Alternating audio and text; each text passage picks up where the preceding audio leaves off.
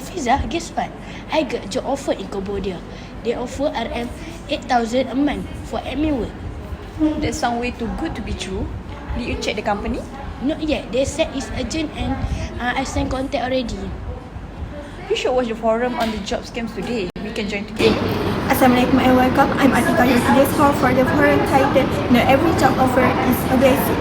Today we explore human trafficking in job seeking, a danger often hidden behind attractive offers. According to the United Nations Office on Drugs and Crime, human trafficking involves the recruitment, transportation, transfer, harboring, or receipt of persons by means of threat or deception for the purpose of exploitation. With me today are Miss Putri, a trafficking survivor, Dr. Zaika, a cultural expert, and Miss Ita from an NGO. Would like to share with us about your story? During that time, I was only 18. I got a job offer to work in Myanmar. They promised me a good salary, easy admin work, and other promises that they promised. And when I arrived in Myanmar, they took my passport.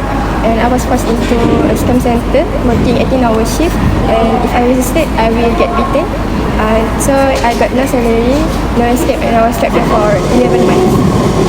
Thank you, Putri. That was heartbreaking. Dr. Zaika, how does stereotyping play into this? Malaysians, especially the young or the less educated, have stereotypes about foreign countries such as working abroad must be high paying or foreigners must be better than local. But at the same time, syndicates from abroad also have stereotypes about Malaysians. For example, Malaysians are easy to trust, so they are easy to be trafficked. According to Samovar in 2017, stereotyping is a way our minds simplify and categorize our experiences with different groups of people.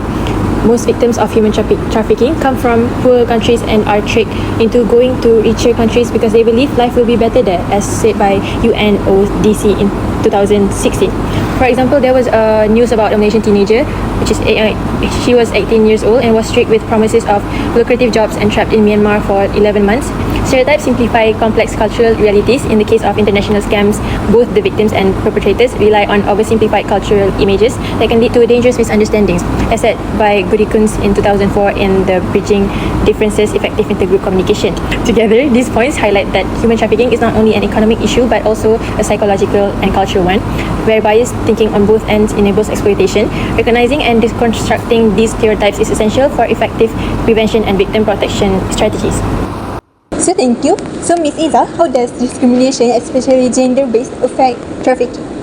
Thank you, Atika, for the question. Well, to understand discrimination, especially gender-based, affect trafficking, we first need to define it. According to Gamble and Gamble 2022, discrimination refers to the unfair or inappropriate treatment of different group of people based on their race, gender, age, or ethnicity. In these cases, it highlights about gender discrimination, particularly target women more often because they are seen as having less value, leading to unfair treatment by traffickers who use them for profit through sexual exploitation and forced marriage. Sadly, evidence from Home Affairs 2012, Ministry of Home Affairs, Kementerian Dalam Negeri KDN, it's report that 57.9% of human trafficking cases in Malaysia involve sexual exploitation, with women mostly being traded for commercial sex or forced labor. These alarm statistics clearly show how gender-based discrimination creates extreme vulnerability, directly fueling the human trafficking industry. I have example also. According to Farid Zulkifli, 2024, 28 August, Immigration Department raid a 3-story house shop in Kuala Lumpur, rescuing 5 Vietnamese women and 1 Thai woman. The syndicate promised them legitimate work, but when they arrived to Malaysia, they were being forced into prostitution. Their movement and earning were restricted and controlled by local men for overseeing the operation. Furthermore, research by Nur Zulaika Abdul Rahim and Yarina Ahmed 2017 is highlight migration as a key factor in women's sexual exploitation in Malaysia, as traffickers exploit Malaysia's status as a major destination for migration, forcing women into prostitution.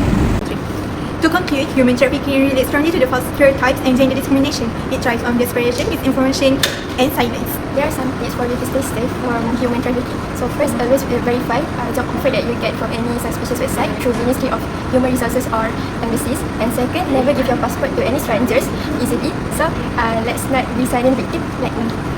I had no idea it was serious. Let's report the requiter and warn our friend.